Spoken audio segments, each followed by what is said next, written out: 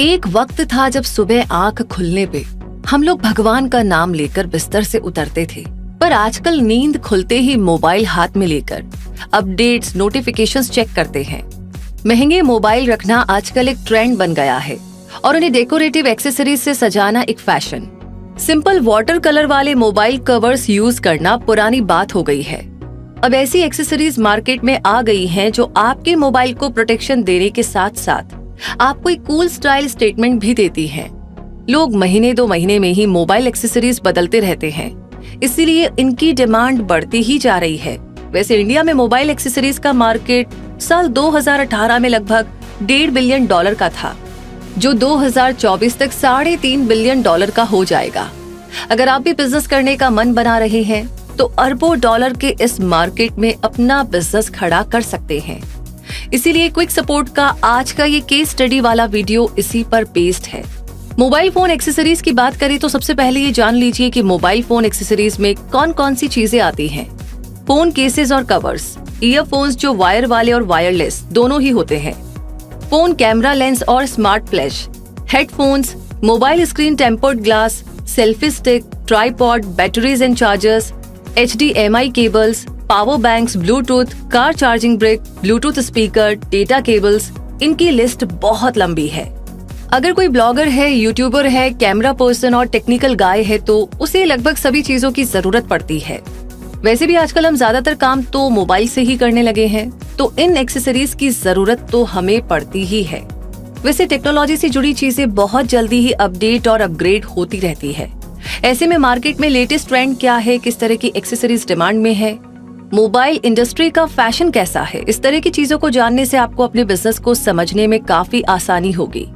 Market research आपको business खड़ा करने से पहले और बिजनेस एस्टेब्लिश करने के बाद भी करते रहना होगा, क्योंकि ऐसा नहीं है कि आपने जिस प्रोडक्ट की मैन्युफैक्चरिंग की है उसकी डिमांड हमेशा बनी रहेगी।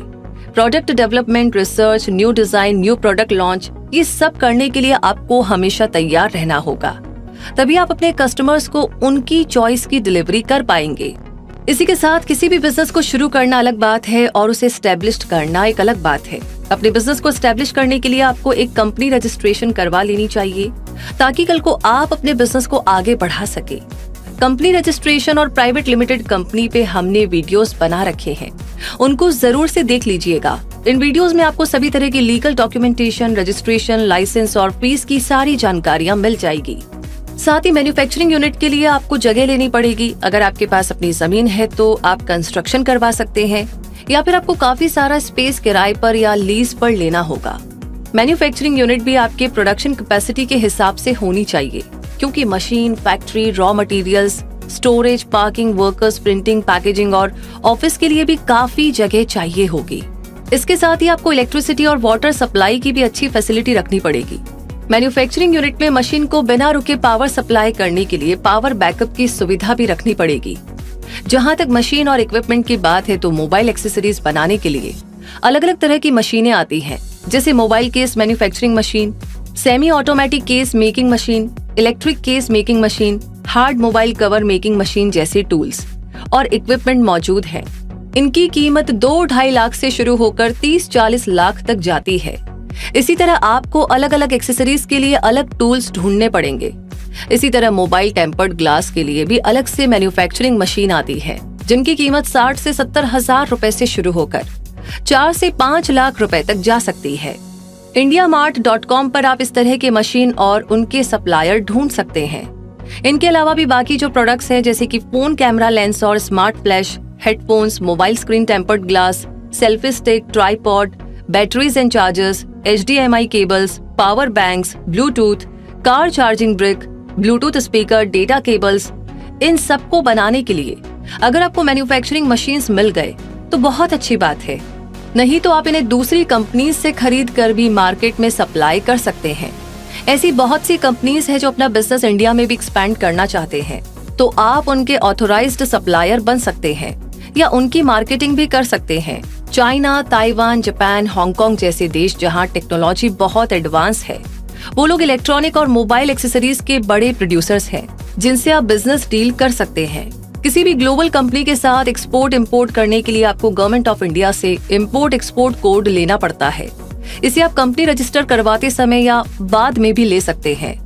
मैन पावर की जहां तक बात है तो कोई भी कंपनी स्टैब्लिश करने के लिए और उसे सक्सेसफुली चलाने के लिए board of directors, product designers, trained manufacturing workers, marketing team, research and development team, office staff, skilled labour, PR professionals जैसे ढेर सारे लोग चाहिए होंगे।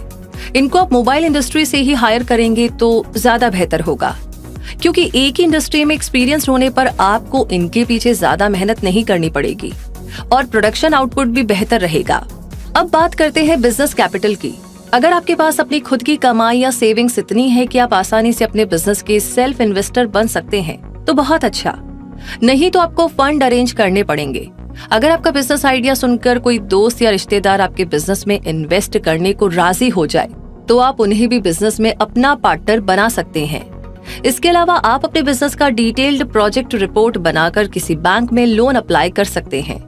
अगर आपका बिजनेस आइडिया बैंक को पसंद आ गया तो पॉसिबिलिटी है कि आपका लोन अप्रूव हो जाए।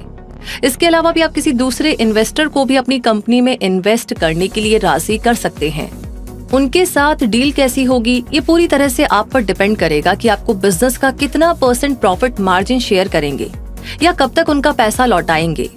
मार्केट सप्लायर की बात की जाए तो मैन्युफैक्चरिंग के अलावा भी अगर आप अपने स्टेट, रीजन या कंट्री में एक सप्लायर के तौर पे काम करना चाहते हैं तो आप दूसरी बड़ी कंपनीज से जुड़कर उनके ऑथोराइज्ड डीलर, सप्लायर या कंट्री बिजनेस पार्टनर के तौर पे काम करके अपना मुनाफा बना सकते हैं। किसी भी फॉरेन प्रोडक्ट को इंडिया में लॉन्च करने के लिए उन्हें एक ट्रस्टेड बिजनेस नेम चाहिए होता है जो उनका पार्टनर बनकर उनके बिजनेस को दूसरे देशों में आगे बढ़ाए। जैसे साउथ एशिया रीजन में हॉट व्हील्स के खिलौने मलेशिया में बनते हैं और इंडिया में उनकी मार्केटिंग कोई और कंपनी करती है। मोबाइल एक्सेसरीज में भी हांगकांग, चाइना, साउथ कोरिया और जापान जैसे देश जो इलेक्ट्रॉनिक चीजें बनाने में आगे हैं, वहाँ की कंपनीज और स्टार्टअप्स को आप इंडिया में लाने में मदद कर सकते हैं। इन्वेंट्री मैनेजमेंट की बात करें तो मैन्युफैक्चरिंग के साथ साथ अगर आप मोबाइल एक्सेसरीज के सप्लायर हैं तो आपको अपनी इन्वेंट्री मैनेज करनी पड़ेगी। इन्वेंट्री का मतलब है आपका स्टॉक। इससे आपको ये पता चलता रहेगा कि कौन सी चीजों की कमी है, कौन सी चीजें ज्यादा डिमांड में है, किनका स्टॉक खत्म हो गया है या फिर कौन सी चीजों का प्रोडक्शन बढ़ाना है या रोकना है। तो कुल मिलाकर के बात ऐसी है कि बिजनेस जितना अच्छा मैनेज होगा उतना अच्छा ग्रो करेगा और साथ ही बिजनेस जो है वो रिलेशन और कस्टमर सेटिस्फैक्शन से आगे बढ़ता है। साथ ही कस्टमर रिपीट हो रहे हैं तो समझ जाइए कि आपकी प्रोडक्ट क्वालिटी अच्छी है और आप अच्छा कस्टमर सपोर्ट दे रहे हैं, क्योंकि आपकी बेची गई चीजें अगर सही नहीं है, उनमें अगर दिक्कत आ रही है तो उन्हें ठीक करवाने, रिप्लेस करवाने, सामान को रिटर्न लेने की अच्छी फैसिलिटी भी आपको देनी ही होगी। तो आप लोगों का भरोसा जीत पाएंगे। इससे आप हमेशा ही फायदे में रहेंगे। इसीलिए वारंटी और गारंटी वाली पॉलिसी और इसके टर्म्स एंड कंडीशंस पर भी आपको काम करना पड़ेगा। ब्रांडिंग और मार्केटिंग की जहां तक बात है तो अपने ब्रांड और प्रोडक्ट पर भरोसा रखकर आप ब्रांडिंग और मार्केटिंग स्ट्रेटेजी भी जरूर से बनवाइएगा, क्योंकि एडवर्टीजमेंट से आपको जरूर से फायदा पहुंचेगा। इसके अलावा social media marketing, website, technical fairs में हिस्सा लेने से आप ढेर सारे कस्टमर्स तक पहुंच पाएंगे। फॉर एग्जाम्पल, जब ये सुनने को मिला था कि बिस्लेरी इंडिया में बोतल में पानी बेचेगा तो लोग इसे पागलपन समझ रहे थे, लेकिन कंपनी अपने विजन, सही प्रोडक्ट और प्राइसिंग के दम पे आज इंडिया में नंबर 1 ब्रांड है। तो सही मार्केटिंग कैंपेन, प्रोडक्ट लॉन्च और बेहतर सर्विस से ही आप मार्केट में अपनी जगह बना पाएंगे। मार्केट में सोनी, सैमसंग, मोटोरोला जैसे ब्रांड होने के बावजूद भी ओप्पो और वीवो ने मार्केटिंग और ब्रांडिंग से ही इंडियन मार्केट को कैप्चर किया है। इसके अलावा भी आप अपने कस्टमर्स से उनका फीडबैक सोशल मीडिया पेज और वेबसाइट पर मांग सकते हैं। इससे भी आपको काफी फायदा होगा, क्योंकि आजकल ऑनलाइन परचेज के बढ़ने से शॉपिंग साइट्स पर लोग रिव्यू देखकर ही कोई सामान लेते हैं। फॉरेन डायरेक्ट इन्वेस्टमेंट की बात करें तो Haier, Philips, Panasonic, Samsung, LG जैसी ग्लोबल कंपनियां दुनिया भर में technical startups, electronic business, manufacturing units में इन्वेस्ट करती हैं। तो अगर आप सेंट्रल गवर्नमेंट के मेक इन इंडिया प्रोग्राम के जरिए अगर फॉरेन इन्वेस्टमेंट जुटा पाए तो आपको फंड्स के साथ साथ इन टेक जॉइंट्स कंपनीज की गाइडेंस और टेक्नोलॉजिकल सपोर्ट भी मिल सकता है।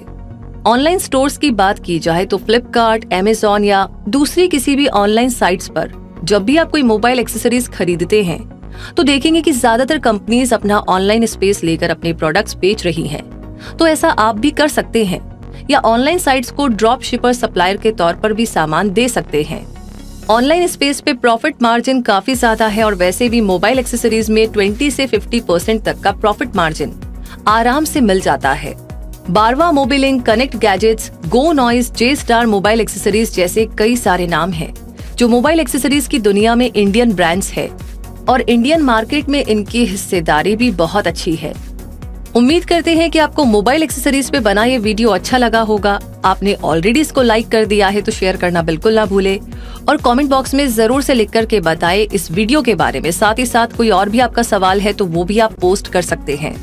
तो हमेशा ऐसी जानकारियां आपको समय समय पर मिलती रहे, उसके लिए जरूरी है कि क्विक सपोर्ट चैनल को आपने सब्सक्राइब कर रखा हो और ऑलरेडी आपने सब्सक्राइब कर रखा है तो बेल आइकन को भी प्रेस कर दीजिए ताकि कोई भी नोटिफिकेशन आप मिस ना करें।